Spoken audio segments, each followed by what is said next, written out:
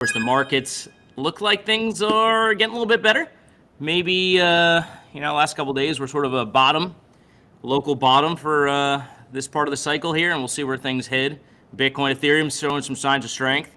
But I, for one, have not really been paying attention to the markets because I'm down here, been touching sand, touching grass, hanging out in pools, looking at villas. So, life is good.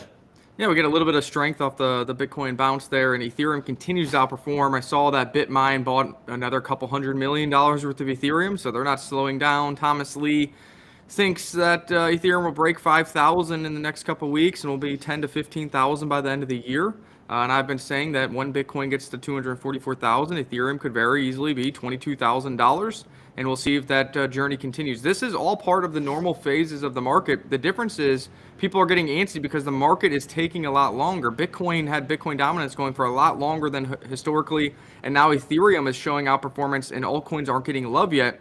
But that just means that this could be the first time the four-year halving cycle breaks, and for the longer term, if all these different phases continue to extend, which is overall a good thing for our wallets. It gives people more time to position themselves, get passive income, find new gems, and be active in these markets and still try to find gains.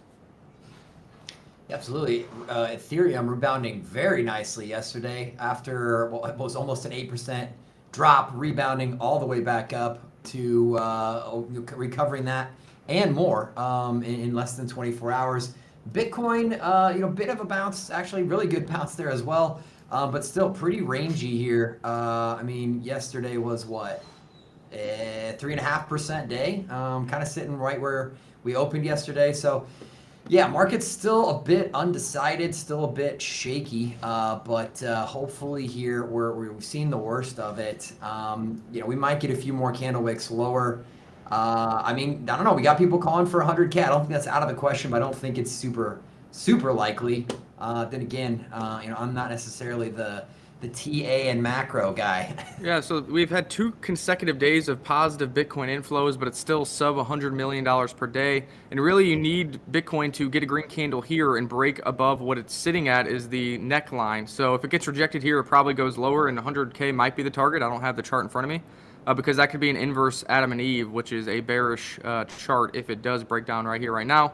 It's pretty clear on that chart because the green line is really the neckline for that formation. So we need a green bar above this level to invalidate that and continue upward and onward, or just create a different chart pattern in the consolidation. But it's nice to see at least 2 consecutive days of Bitcoin ETF inflows, but it is sub 100 million, and Ethereum's trying to pull the weight for our portfolio, it seems like, as these companies continue to buy each and every day.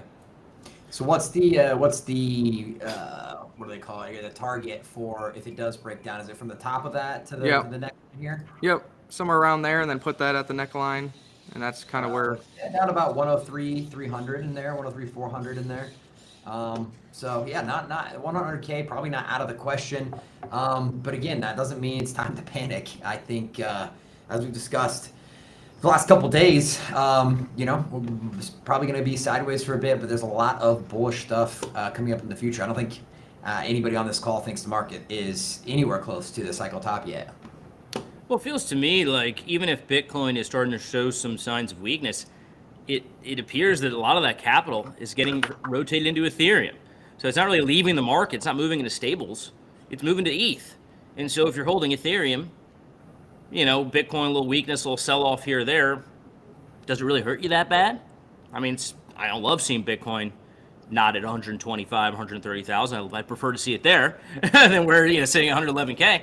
But if money's rotating to ETH, and you're an altcoin guy, if you're an Ethereum maxi, things are good. So I'm not too worried about it. In fact, we've seen some stories over the past few days, early Bitcoin whales actually rotating hundreds of millions, so $500 million, those kind of numbers into, from Bitcoin into ETH.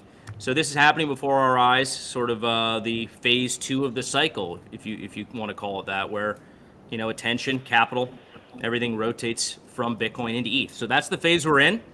Understand that and understand what's coming next, which is going to be an explosive alt season. When that happens, what the catalyst is, is anyone's guess. But if I were a betting man, my assumption would be around September 17th, when the Fed is slated to cut rates, and if they do come in with that 25 or maybe even a 50 basis point cut, we are absolutely off to the races.